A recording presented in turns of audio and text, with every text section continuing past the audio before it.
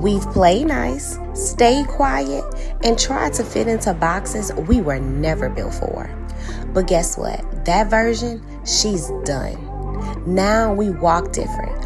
We talk different because we are different. We're not waiting to be discovered because we're busy discovering ourselves. Raising babies and businesses, healing, breaking cycles, and making moves that move us. This is what it looks like when we stop shrinking and start showing up. Welcome to Totally Unmuted. Welcome again to another episode of Totally Unmuted. Today we have a very special guest, a Black woman in tech, a founder, a mother, Miss Shay Claiborne. Hey, y'all. How you doing, Shay? I'm doing good. Can't complain. How good drive? It was good. Coming here, I feel like a lot of people in New Orleans right now because of the Saints Atlanta basketball game and football game. But it was good. I'm glad to be here with y'all. Yes, definitely glad to have you. So I want to just dive right into all things Milestone Mate.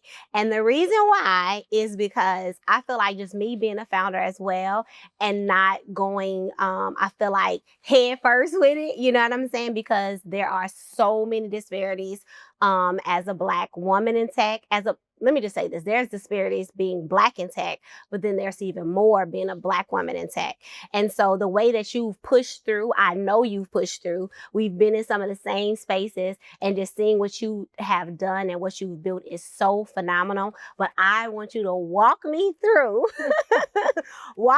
how did you get to where you are now in terms of the app, and then give us the backstory of being a toy founder first. Yes, no, this is so crazy. Because I feel like even being here with you guys today at the end of the year is all about reflection, you know? And this is just a great time to be able to talk about this because I literally been full-time since January. And so now I'm just looking back on the year and looking at the goals that I set at the beginning of the year and looking like, man, I really achieved everything that I set myself to do this year. Wow. And so, yes, I'll start from the beginning. So my name is Shay, born and raised in New Orleans. I have a background in early childhood development and early intervention. And so ever since I finished school, I've always been in the early intervention space, working with families and young children. I started off working with kids with autism. So doing a lot of ABA work, behavior technician work. And then I went into social services, working with families and young children in a WIC clinic, and really being that first person that made contact with families. And then I went on into working for a nonprofit with young children, one of the best nonprofits in New Orleans. And I was able to support over 500 families through working there. And so I've always had a passion for early childhood. I really feel that the first 5 years of a child's life is the most important because they literally learn so much. But even with a background in it, nothing really teaches you more than you're having a child. Right, experience is the best teacher, right? You could literally read every book in the world, and when you have your own child, it's like, girl, what is going on? They didn't prepare me for this. And so when I had my child, I started to notice that she wasn't meeting her milestones. And for a professional in the field, I'm so used to helping other families deal with these issues, these concerns, but it hits different when it's your child. And so around 18 months, I realized that she wasn't communicating using words. She would literally pull me to the refrigerator to tell me that she wants something. She would have really extensive tantrums, and it just wasn't she wasn't developing the way that I know that she should have been developing, right? And so with me being in early childhood, I'm like, children learn through play. They do. She need to play with more things. This is around COVID, right? So I had a 2020 baby, y'all. And so I had a lot of time, right? I had a lot of time on my hand to really just like play and engage. But then when I started to look online, there was no toy companies. Like, you know, back in the day, we had Toys R Us. Yeah. Like, especially around this time, people be going to Toys R Us, getting their toys. Commercials. Everywhere, like toy catalogs coming through. Yes. And I'm like, I looked online and I'm like, the top toy companies were Amazon, Target, companies that are not even toy companies, right?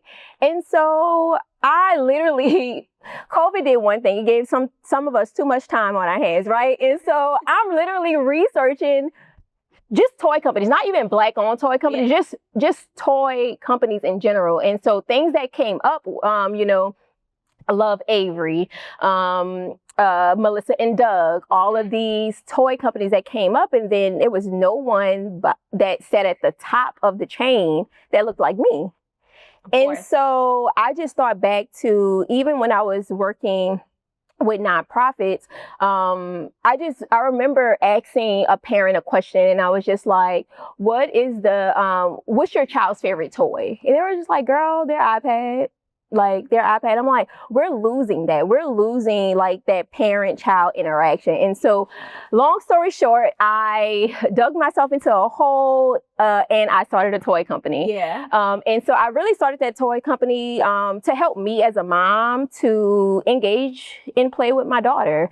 And that literally took off. Yeah. I was not expecting it to. But like, again, I did not have any e-commerce background. I did not have any business background. I literally knew that I wanted more brain building toys for my child. I didn't really want her to be to have a lot of electronics. A lot of the things that I got from my baby shower, like the toys was playing itself. Like literally you press a button and they singing all the songs. Yeah. And I'm like, that's not how little ones learn. And it's really not. It's not. It's not. So I was like, no, I want her to have like blocks that like she can use her imagination. She can stack them if she wants to. She can roll them if she wants to. Whatever she wants to do with them, she can do it. And I just didn't find that. So I created it. And so how I got started with my toy company, I literally reached out to, girl, I was just emailing people. I was literally just emailing people. Blind emailing? I literally was blind emailing people. During COVID, it worked. Yeah, of course. And like everybody was on the computer. And so I was literally just emailing people. I'm like, hey, my name is Shay. I'm from New Orleans. And I just started a toy company. And I would love to have your products on my platform. And I got a yes. Really? I was like, wow. But how many no's did you get first? Girl, I got too many to count, to be honest. But I sent so many emails. So like, you know, I sent so many emails that like when I got my first yes for a toy for a manufacturer to actually house their toys on my platform, I was just like, oh my God, like I was so excited. And so I got a lot of no's. I'm gonna tell you why I got a lot of no's. I got a lot of no's because they wanted years of experience, you know. Wanted a solid customer base. Right. And so they were just like, wow, like you just started a toy company. You haven't been in business for a year yet. Like, come back to us. But I had that one yes. I had that one. All that matters. That's all that matters. I had that one yes, and I ordered like so. I took my stimulus checks, y'all. Thank you to them stimulus checks. Thank you to them stimulus checks. I took my stimulus checks and I literally ordered inventory for my toy company, and my toy company was called Mommy Fluent Toys, and that literally helped me as a mom. I was able to play and engage with my child, and it really helped me talk to so many families, not only in New Orleans, Louisiana, where when I was working in early childhood, I only had radius of the families that came to the center or came to the organization. But with my toy company, I shipped over 17 states. Wow. And so I literally had access to families everywhere. And so when I, had that access to families everywhere, they started to email me about, their child's development. Like, I literally had a dad, he like sent me an email. He was like, hey, I bought the blocks from you, but my daughter is literally biting the blocks. Do you have some silicone blocks? And I'm like, how old is your daughter? And he told me her age, and I'm like, okay, that's not appropriate for that age. Exactly. Like, she should not be mouthing the blocks. Mm-hmm. She should be stacking them. And mm-hmm. so that opened up that parents really started to trust me in their child's development. At the same time that families are talking to me about their child's development, I'm seeing all of the flags of my daughter having autism, like speech delay, a developmental delay. Literally, like, parents are talking to me and I'm going through what they're going mm-hmm. through. And so that literally pushed me to pivot to technology. It wasn't something that I wanted to do. I was okay selling toys. Yeah. Like, it was going good for me. I was okay with it. But at that time in my life, and as an entrepreneur, I would say I was so product driven that I was like, oh, I'm just going to push this product because this is what families want. Mm-hmm. But that's not what the community needed. That's not what the problem. Like, developmental delays were increasing, not only in Louisiana, but in our nation. Developmental delays, families getting access to services, like, all of this is increasing, right? And I'm sitting here pushing toys. Yeah. And families are telling me that, like, they're not feeling comfortable to get their child services. So, like, I had all this coming at me, like, personally, professionally, and I'm just like, what do I do? And so my customers, what I was experiencing literally pushed me to tech. Like, how I was solving the problem of early childhood development wasn't the way that it needed to be. And so I pushed into tech to really solve it the way that it should be solved. Wow, that is that's a phenomenal story, because I remember when you did have Mommy Fluent Toys, and I know that it was doing really, really well. Mm-hmm. And so when you told me that you were kind of pivoting to, girl, you was like, girl, what? I know. Did you sell it? Like, that was that was the first, because look, girl, you know I'm business first. It's like, girl, what did you do? Like, did you sell your company? Like, what? Yeah, but I think it's amazing though, because some of us, we think that you have to be a multi-millionaire even to be able to do that. Mm-hmm. But what you did was you found the solution for so many people's problems, and you already had a customer base. Yeah. So I think that just the pivot was you didn't have to try to go out there and buy a customer base. Mm-hmm. You knew what the problems were and you knew how to solve them. And I think when you are a founder, sometimes that's what we're doing. We're in the development phase of, like, you know, trying to find, like, who do I sell this product to? Yeah. Does this tech even really matter? You know, am I going to have customers, initial customers?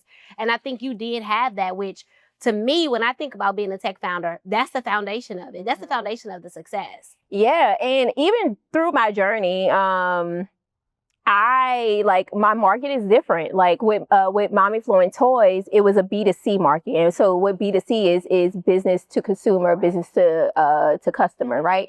And for Milestone Mate is a B2B SaaS platform. And so what that is business to business, and it's software as a solution. So I sell my software to businesses, to agencies, to early child care providers, to pediatricians, and to child care centers. Mm-hmm. And so my user is still the parent, mm-hmm. but but who buys it is the organizations, and they give it to their families. So it's actually B2B and then B2C in a sense, but they're not actually purchasing it. Right. They get a free code right.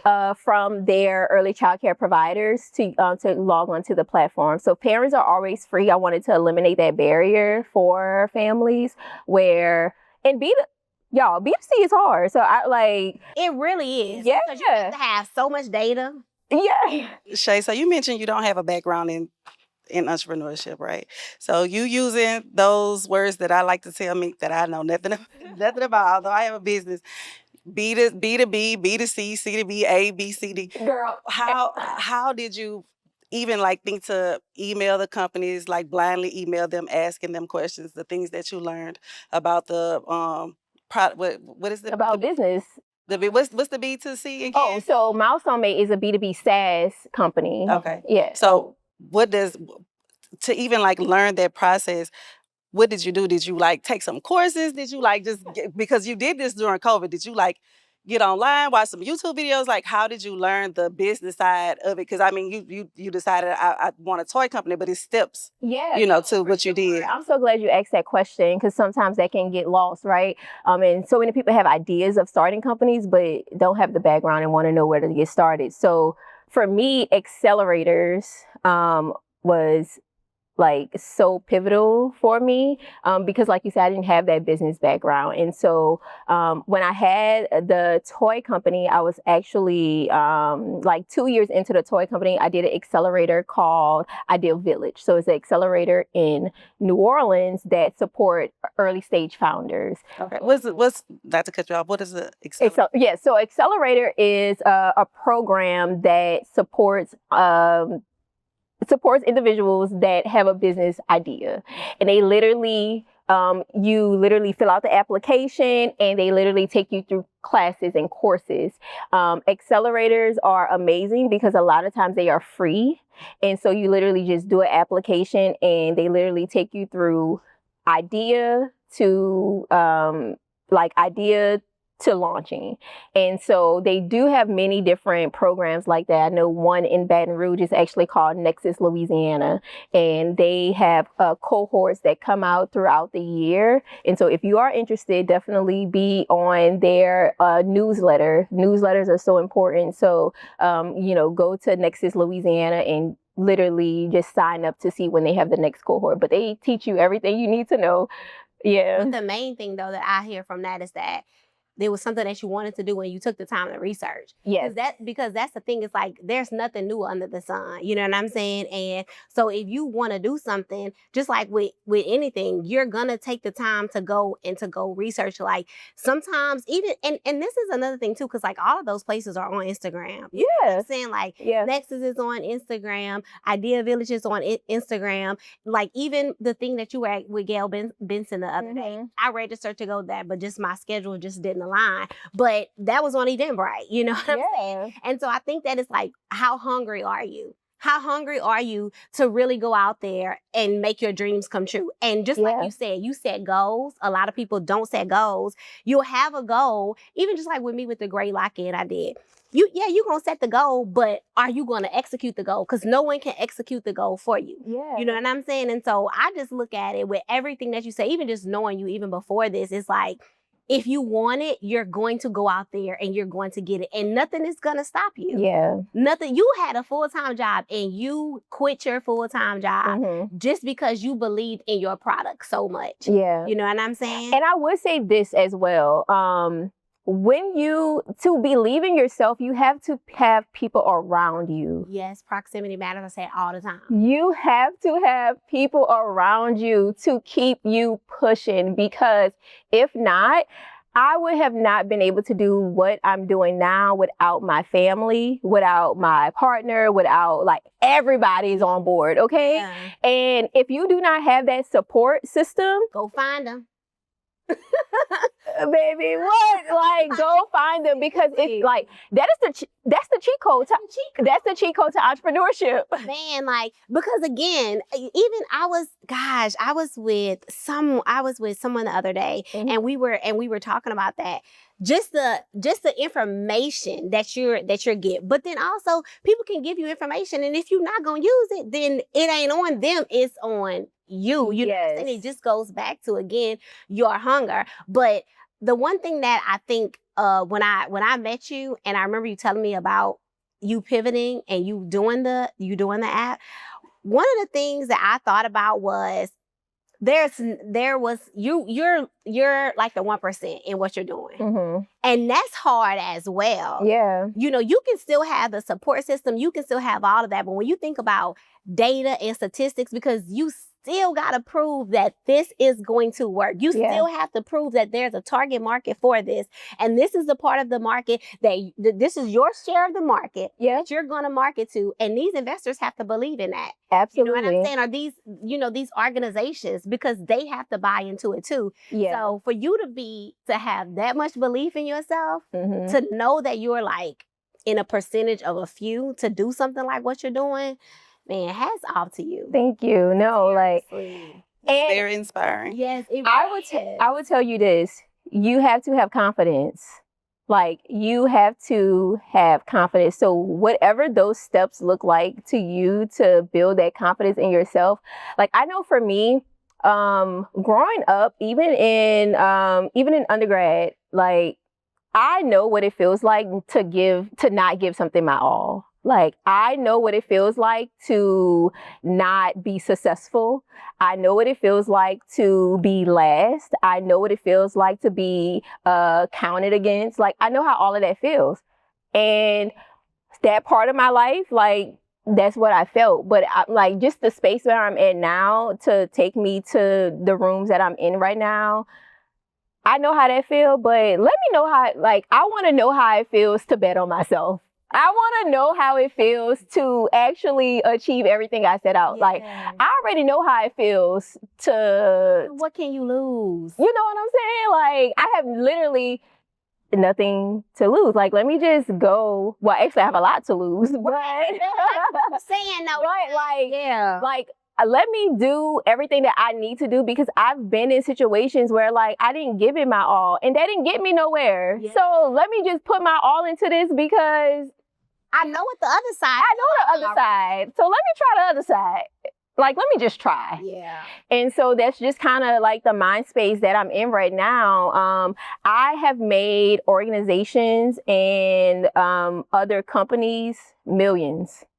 Wow. You know, like, I have been in spaces where, like, I've worked for organizations. They wrote grants on programs that I created, and like, was able to get like millions of dollars. Yeah. Why not pour that back into myself? Like, sometimes we work so hard for other people and then leave crumbs for us. Let's, like, we're not doing that no more. And, like, that's literally, and I think another thing from COVID is just, like, and even the world today, like, people are losing their jobs, like everything. And if you do not have, like, everyone should have a skill. Yeah. You don't have to fulfill that skill if you don't want to, but I do think that everyone should have a skill outside of academics, because, like, if you, school is not for everybody, and you can still have a trade. So, like, I am team, have a trade, have something to fall back on, have something to fall back on. And so, but it starts with belief in yourself. And for me, that started when I already tried the other side. So let me try this. And it's been good. Yeah. So, okay, I want to talk about that, because I feel like the app is so amazing. Thank you. But I know that, it's a couple of things I wanted to say. We do have a really big broadband disparity here, just nationwide, just in general. And so I know that you said the app is accessible to organizations. And this is how these parents that are connected to these organizations get access to the app. But then what about the parents that are not, connected to these organizations? We have this broadband disparity. How do they get these same services? Because we know early intervention is the best intervention, right? Yeah. And so how do we get this app, or how is this app able to get into the hands of these people that don't have access to these other? Yes, that's a great question. And so where we are right now with Milestone Mate, so we deployed the first version of the platform actually 3 months ago. And so right now we are in beta testing, pilot testing. So we completed the first version. And so we have childcare sites in Louisiana that's testing the product to make sure that it works. Okay. So we've been in testing phase for Q4, right? And so the results have been amazing. Like, we have been able to increase screening rates. We have been able to successfully send families over to early intervention if they need. And so with that data being shown, and now going into Q1 of the new year, now we're ready to get some revenue and get some sales, right? And so if a family will like to use our software or use our platform to monitor their child's development, right now we're B2B. So I have a wait list on the website where families can join the wait list, but talk to your child care providers, let them know, hey, I hear about this amazing platform that tracks development, that monitors development. Have you heard about it?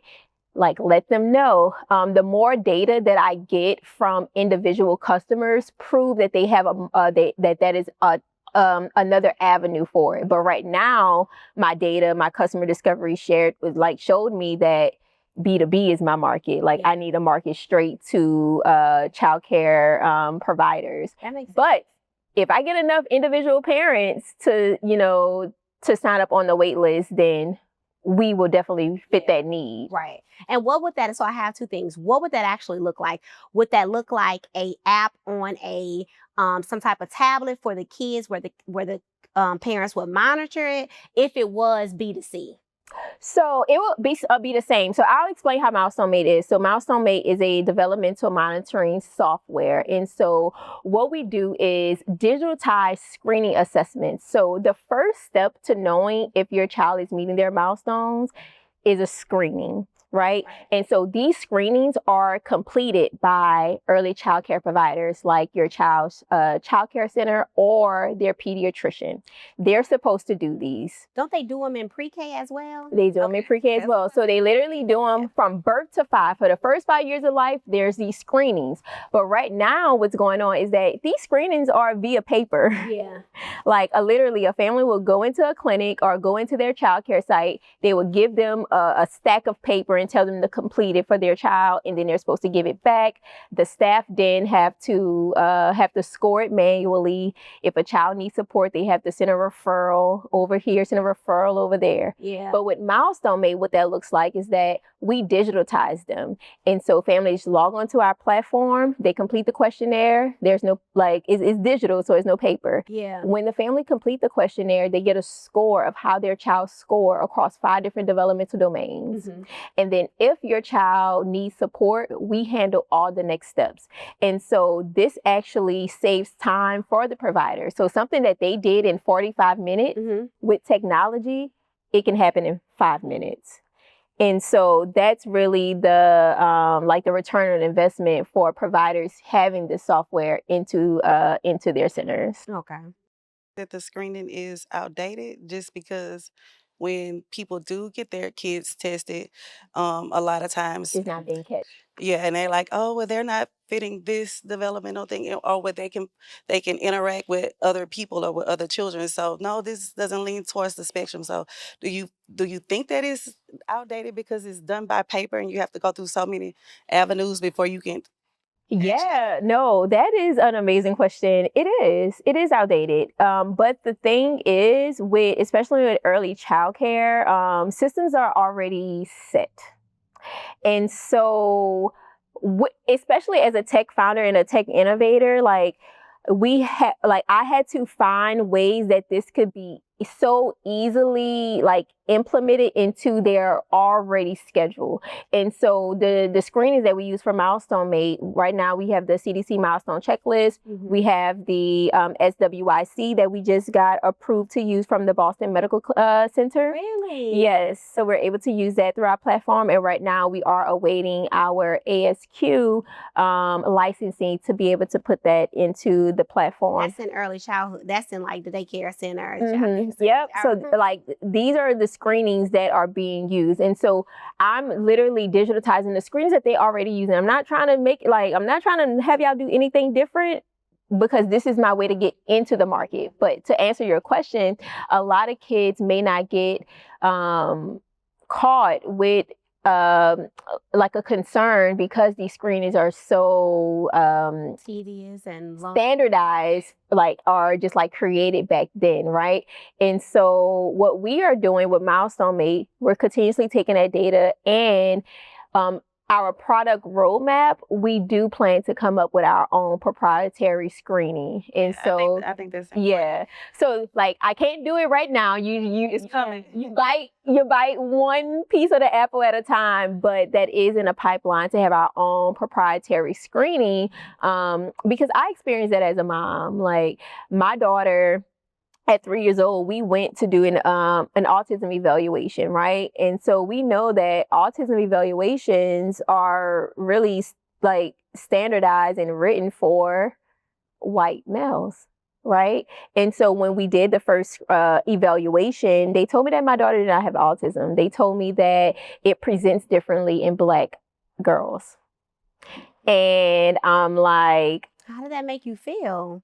As a mom, like I knew that they had these barriers, but I think just hearing it, I'm like, how are you going to tell me something about my child that I'm with every day, and you have, you've assessed her for 2 to 3 hours. Yeah. And so with an assessment that isn't even catered to her specific needs as a African-American young woman, right? And a lot of families go through these things, right? And so I was just persistent. They told me that my daughter at the time did not meet the domains, and I'm just like, they told me to come back in 3 to 6 years. Again, that's worse. And again, this is when she was 3 years old. Do you find during those times with the outdated way that they test for it, do you find that a lot of misdiagnosis happen during that time? Absolutely. Absolutely. I have seen it with families that I work with. I have experiences as a mom myself where they told me my daughter didn't have it. So imagine if another family heard that and they're just like, oh, well, my daughter did the evaluation. They said that she didn't have it. She's fine. And then literally 2 years later, we went back for an evaluation, and then she qualified for services, and she had autism. But now she's 2 years behind of the care that she actually needs. Exactly. And when you work, and you know how important that is. That's why they always say early intervention. Right. Absolutely. Like my daughter is thriving right now. And that is because when they told me at 3 years old that she didn't have autism, I had to pay out of pocket at that time for services, because something that I would have got through insurance with a diagnosis, I had to pay for it because I didn't have a diagnosis. Wow. But luckily, like I have the support of family. I have myself that's working. I have connections, right? I've been working in this field for the past 10 years. And so I have connections to get my daughter the support that she needs. And everyone is not me. Right. Everyone don't have those connections. Exactly. And so that's the reason why I created Milestone Mate, because it shouldn't be everybody is not me. This should just be accessible to everybody. Exactly. So yeah. But also too, one of the things is the overdiagnosis of kids. That's another thing too that I think, there are a lot of misdiagnoses, but just from me being in the field as well, there's so many kids that are overdiagnosed. And I think that that's worse as well. To me, I feel like it falls in the same boat, you know? So now one of the things I wanted to talk about, because I thought this was really, really amazing, was the fact that you use the play-based assessment. Now, we both have background in, so I know that, of course, children learn through play. Yeah. You know that, right? But you didn't go the clinical route. And I just feel as though, investors, just data, most data that you're going to get and you're going to research, even when it comes to statistics, is always going to be clinical based. Yeah. So what was your mindset behind going more of the play-based assessment than the clinical-based assessment? Yes, girl, you did your homework, bitch. So I love this question. And I did it this way because Milestone Mate, we're not a diagnostic tool. We're an educational tool that just let parents know what's going on, right? And so we know that it's hard to hear for the first time that your child may not be meeting their milestones. And so we didn't want to be the first time you hear that your child is meeting their milestones, it's an evaluation digitally. Like, it's not like something that you're seeing on a computer screen and it's just like, yes, your child has X, Y, and Z. We want to say your child needs support in these areas. Here's where you can go.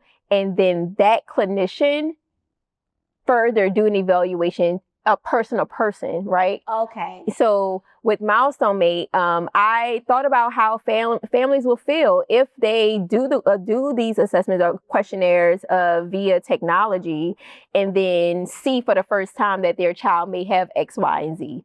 That's a hard pill to swallow, especially if you are in silos or at home. And so I didn't want to. You don't even know what it means, right? Yeah. And so I didn't want to leave families in silos. So even like in my user experience, like I literally thought through like, what would a family feel like if this is at 20%? Mm-hmm.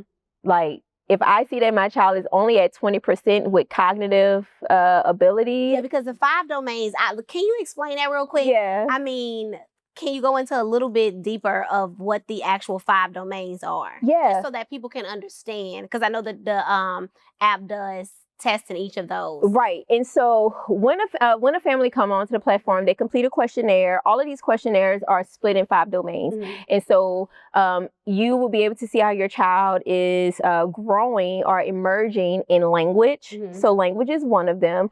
And with language, what we really share with families is that language is receptive, how they receive information, and expressive, how they express themselves. And sometimes families are like, oh, my child is not talking, but they still have language skills because they still have those receptive language skills. So language is one. The next one is cognitive, the way that they think, their thinking abilities. And so in the questionnaires, we have different questions about the way that they process different information. The next one is social. Mm-hmm. Social emotional. Does your baby cry for a long time? Does your baby, when you walk away, do your baby look around for you? Like, just those social skills. The next one is motor, and really fine motor and gross motor, like those like very small things. Can your baby pick up a spoon? Pencil. Hold the pencil, all of these things, right? And so the last one, and this one is some parents' favorite one, but the last one is behavior. Is my child behaving like a typical child their age? Yeah. And so sometimes that can look different in different young children, but those are the 5 different domains. So it's language, cognitive, social, motor, and behavior. Okay, behavior. Now, one of the things too, just from kind of just knowing the field a little bit, behavior is one of the things too that you see is parents, they may not understand the child's behavior. They will think that the child is bad or they're too active and things like that. Mm-hmm. But if they are testing lower in any of those areas, that will contribute to the behavior. And I think that sometimes, sometimes that goes back to misdiagnosis, you know. Yeah. If you haven't caught this early enough and your child is acting out this way, this may be a reason why. Yeah, no, absolutely. The behavior is telling us something. It's telling you something. Like, I literally tell this to parents all the time. The behavior is telling you something. Yeah. When your baby cry, what are they trying to get across to you? Even us as adults, right? Like, when we show a certain behavior, we're trying to express something. Mm-hmm. And oftentimes with children, especially when they have concerns in language, when they do not have the language skills, you see an increase of behaviors because they cannot communicate. Mm-hmm. And so that's exactly what a lot of families see, where their child hit, mm-hmm. or their child bites, or their child pull your hair.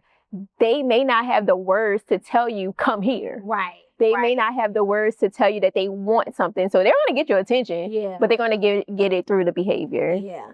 So as we, come to a close, one of the things I kind of wanted to ask you was, when these parents, I know that a lot of them are, B to B, they're getting the services there.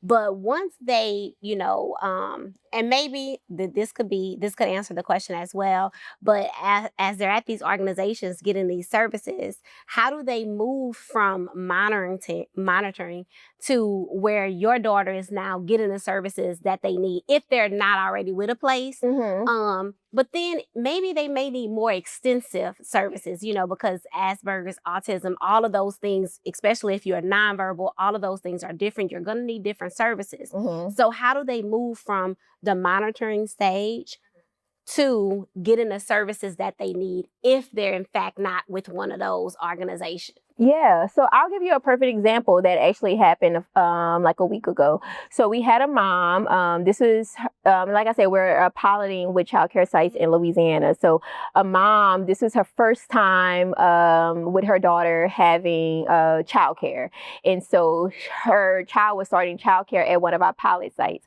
And so in Louisiana, you are supposed to do a screening within the first 45 days of a child starting school.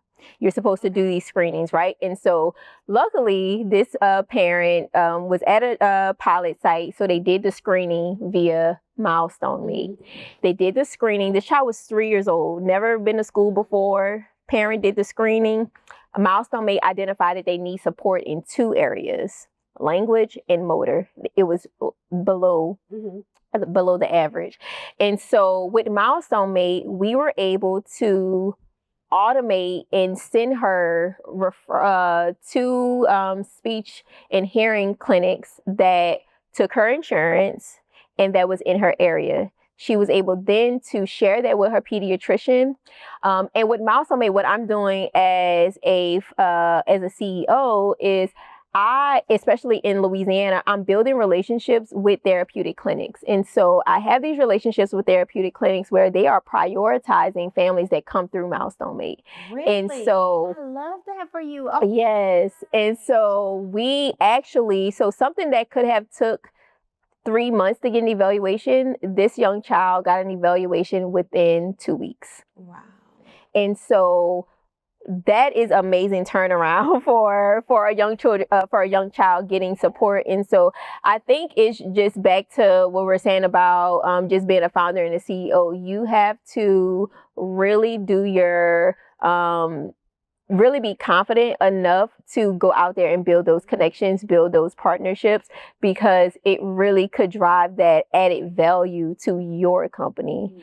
So that's something that just like a follow through of her receiving services within 2 weeks. Wow. And then by you building this platform, this community, this app out of necessity, do you feel as though that's really crystallized your level of commitment? Yeah, I feel like I was already committed before, but as I did the research and, especially in tech, people don't want tech that's just going to be for your area. Like, how is this going to help? How are you going to be able to scale this? Yeah. And so I did further research that, like, this is not only a Louisiana problem. This is a nationwide problem. Yes. And so I feel that even with me being a woman in tech, a Black woman in tech, no one else is going to solve this problem. That's so good. No one is going to solve this problem because innovation comes from struggle. Innovation does not come from luxury. Like, people build solutions to things that like they have experienced, like not like, oh, I'm going to build a company because everything worked well for me. Right. No, like innovation doesn't come from luxury. Innovation comes from struggle. And so no one else is going to build this needed solution like me because I know what it takes, because I've experienced it. How does it feel being an innovator, a Black innovator? It feels great. It feels great to really like follow through with what you say you're going to do. It feels good to have people that believe in me, that support me. Like, when you see me, you're not like, I know I look alone, but I literally, like, I'm sitting here with so many people that believe in me. Wow. Like, I'm standing here with people who literally took a chance on my idea, took a chance on my dreams. And so, like, it feels good, like, to prove something to yourself, but then to prove it to somebody else, like, you believe in me too. Like, yeah, so it feels good. Wow. And if your daughter like hears this, she's watching one day and she's like, this is my mom on here, maybe 5 years from now. What would you want her to hear from this conversation? What would you want her to take from this? Yeah. So for my daughter, I would want her to hear that there was no other way that I could teach her to follow her dreams if I didn't follow mine. And so my actions, like I want her to see my actions as like, this is better than words. Like I can say all day, follow your dreams, but you're watching mommy follow her dreams. Like she was literally the motivation behind all of this. And so, yeah, I would tell her that, like, there's no other way for you to do what you need to do, but besides watch that I did what I did. And so that's a different feeling, especially having a daughter. Like, I don't want anyone to tell her, oh, your dream is too big. We're like, girl, no, did you see what my mama did? Yeah, I know that's right. Like, girl, I don't know about you, but like, did you see what my mama did? Like, she's been told no so many times and she still pushed through. And I'm not even like, and whatever she wants to do, I'm okay with that. I just want, like, she pushed me to be a patient person and a person that do not take no for an answer. Like, somebody gonna say yes. Right. That was so beautiful, Shay. It really was. But before we wrap, gotta do the shoot your shot. Okay. So this is your 15-second elevator pitch, and this could be to a brand, someone you want to work with. Girl, I saw you with Gail Benson the other day, but I want to work with her too. No, but seriously, like just to anyone you want to work with, anything like that, this is your chance. Just tell them, just give them your 15-second elevator pitch. Yes. So I'm shooting my shot. Right now, we are not formally raising, but in Q1, we will be raising $500,000 to have our pre-seed round for Milestone Mate. And so again, Milestone Mate is a technology platform that monitor, tracks, and support early childhood development for families and providers. And right now, we are literally looking for investors that align with our mission. So if you are a social impact investor or an angel investor that is interested in the work that we're doing, you can definitely reach out to myself. My name is Shay Claiborne, and you can contact me at shay@milestonemate.app. Also, we were third best software technology that has been built in Louisiana this year. And so if you would love to join us with innovation, definitely contact us. Oh my gosh, that is so good. Okay, we gotta go. Okay, thank you guys again for tuning in to another episode of Totally Unmuted. We're signing off, but keep loving, keep laughing, and keep leaping. Peace.